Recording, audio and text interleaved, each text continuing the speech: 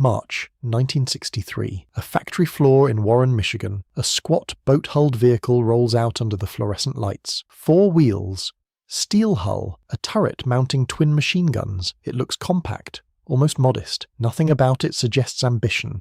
Nothing about it looks like a gamble. It was both. The company that built it, Cadillac Gage, received not a single dollar from the United States government to design it. No military requirement drove its creation. No Pentagon contract funded its steel. The engineers built it on their own initiative, using their own money, aimed at a market that did not yet know it wanted them. When the United States Army was shown the vehicle, they were unimpressed. When it arrived in Vietnam, some crews called it a coffin on wheels. It would go on to serve more than 35 nations across 6 continents. It would fight in Southeast Asia, the Gulf, the jungles of the Philippines and the deserts of Arabia. It would survive one dictatorship's collapse, then be captured by the army that came to replace it. Its direct descendant would finally vindicate the concept in Iraq and Afghanistan, decades after the army had written off the original as surplus and sent surviving examples to be used as range targets. Its name was the Cadillac Gage Commando, and it was the armored car America built for everyone except itself. To understand why the Commando existed, you need to understand what the 1960s actually demanded. Around 1960,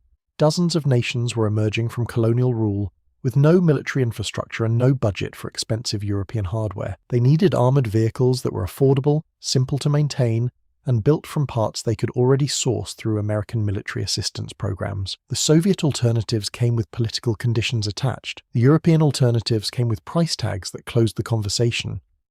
Cadillac Gage was a subsidiary of Excello Corporation, a Michigan industrial conglomerate. It manufactured defense products including its own high-hardness armor steel, branded Cadalloy, and modular weapon systems. The company's engineers built the Commando entirely on private funding, using a deliberate philosophy: put the same Chrysler V8 engine inside it that powered the M113 armored personnel carrier, use axles derived from the American 2.5-ton military truck, already warehoused across half the world. Weld the Cadalloy hull as a monocoque so the armor itself served as the structure, with no separate frame required. Any army that already ran American pattern military trucks could maintain this vehicle without a single new spare part added to their supply chain. A patent was filed in 1962. The first prototype was complete by March 1963. Full production of the V-100 began in January 1964, at a base price of $24,500. The specifications tell the story of a machine designed for adaptability. The V-100 weighed 7,371 kilograms fully loaded. Its Cadalloy armor,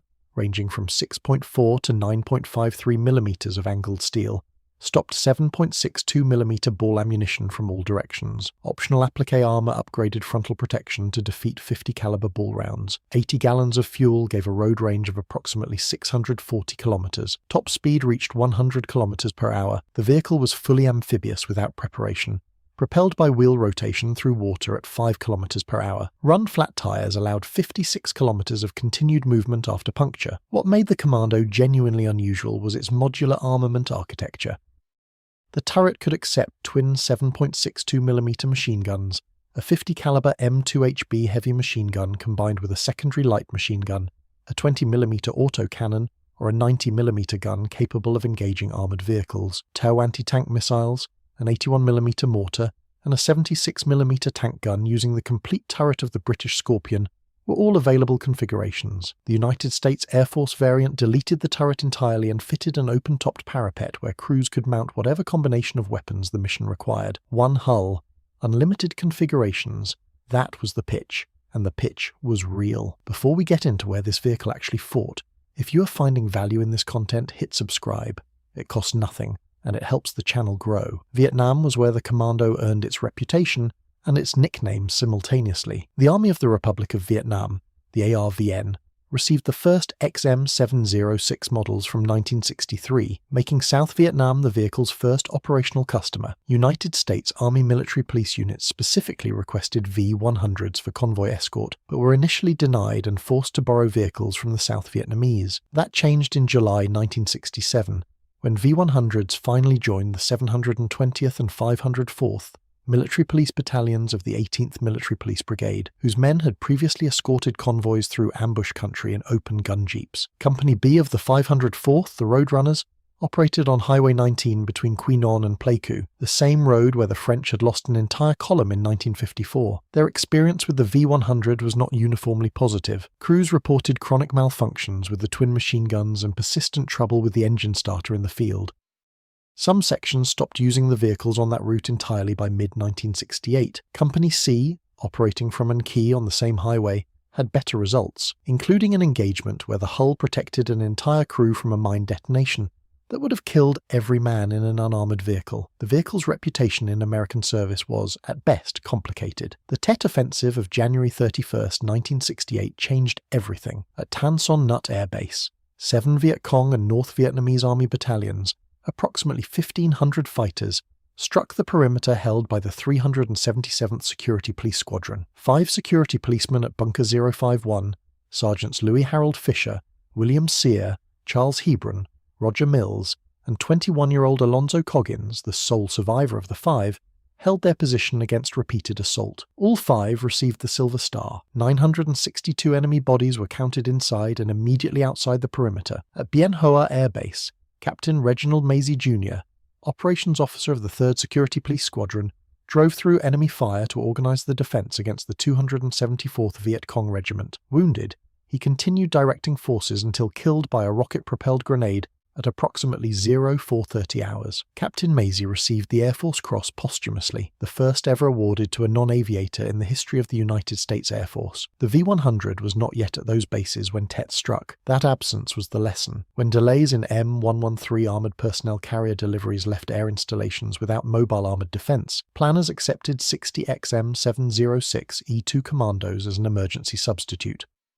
The open-topped parapet variant, typically armed with a 50 caliber heavy machine gun and a 40mm grenade launcher, became the mobile backbone of USAF-based defense at Tan Son Nhut, Bien Hoa, Cam Ranh Bay, Da Nang, and 6 other major installations through the remainder of the war. When Saigon fell on April 30, 1975, surviving V-100s were captured by North Vietnamese forces, rearmed with Soviet weapons, and pressed into service by the army that had fought against the nation that designed them. Some remain nominally operational in Vietnam today. The Commando's most significant post-Vietnam combat came during the Gulf War. On January 29, 1991, Iraqi forces seized the Saudi border town of Khafji. The Saudi Arabian National Guard's 2nd Brigade, equipped with V-150 Commandos armed with 50 caliber machine guns and 90mm cannon, led the counterattack. The 7th Battalion launched the first assault on January 30th but was repulsed. A second assault on January 31st pushed into the streets, where 3 V-150s were destroyed at close range by rocket-propelled grenades. The 5th Mechanized Battalion simultaneously engaged an Iraqi armoured column north of the town, destroying approximately 13 armoured vehicles and taking 116 prisoners. Khafji was recaptured on February 1st. 10 V-150s were lost. 18 Saudi personnel were killed. The battle proved both what the vehicle could do and exactly how it could be killed. In the Philippines, V-150s saw perhaps the most sustained modern combat of any commando variant. During the Battle of Marawi in 2017, a 5-month siege against Islamic State-affiliated militants, crews improvised additional protection from wooden planks and sandbags before each push into the streets. Earlier operations in Zamboanga in 2013 and decades of counterinsurgency in Mindanao had placed the same vehicles in the same kind of close urban fighting. Indonesia's fleet fought through East Timor during Operation Soroya, through the Aceh conflict, and deployed to Papua to secure a major mining complex. Rebel fighters in East Timor called the vehicles Mobile Setan, devil cars. On paper, the Commandos' rivals each held a decisive advantage in one dimension. The Soviet BRDM-2 was produced in enormous quantities, and its 14.5mm gun could penetrate armour the Commando's standard weapons could not touch. But the BRDM-2 carried 0 passengers. It was a pure reconnaissance platform with no transport capability and a fraction of the Commando's armament options. The French Panhard AML-90 could penetrate 320mm of armour and genuinely threatened main battle tanks, but it could not swim rivers, could not carry troops, and required armies to purchase a separate personnel carrier. The Commando performed both roles from one hull, maintained from one parts catalogue. The definitive American rejection came in September 1982, when Cadillac Gage submitted both a stretched V-150 and the 6x6 LEV-300 for the United States Marine Corps Light Armored Vehicle Competition, a potential order of over 2,300 vehicles. General Motors of Canada won with a license-built Swiss 8x8 design. The vehicle became the LAV-25. Cadillac Gage protested. The protest failed. The Army then used surviving V-100s as gunnery range targets, and the last XM706 E-2 vehicles at Nellis Air Force Base spent their final years painted to resemble Soviet missile launchers for training exercises. The armoured car that had defended a dozen air bases in combat ended its American career as a prop, returned to Warren, Michigan, March 1963. A vehicle no government asked for, built from truck parts, dismissed by the Army, rejected in open competition by the Marine Corps, and called a coffin on wheels by some of the men who drove it on the worst roads in Vietnam. It served more than 35 nations. It crossed rivers without preparation. It absorbed mine blasts. It fought in Southeast Asia, the Gulf, Africa, Central America, and island jungles, decades after the Cold War ended. It was underpowered against guided missiles. It had no night vision. In Kafji, rocket-propelled grenades killed it in the streets. These are not small limitations. And yet in 1999, Textron Marine and Land Systems, the corporate successor to Cadillac Gage, delivered the M1117 Guardian armoured security vehicle to the United States Army. 3,369 of them served in Iraq and Afghanistan, in the same convoy escort and base defence role the V-100 had performed in Vietnam. In 2015, the company formally revived the name, rebranding the entire line as the Commando family of vehicles. Variants are currently being delivered to Ukraine. The army that discarded the Commando eventually built more than 3,000 of its grandchild. The nations that bought the original are still fielding it in modified form, still taking it into combat, still naming it and armouring it with whatever comes to hand. That is not obsolescence. That is engineering that outlived the institution that invented it. 35 nations proved it. Some are still proving it now.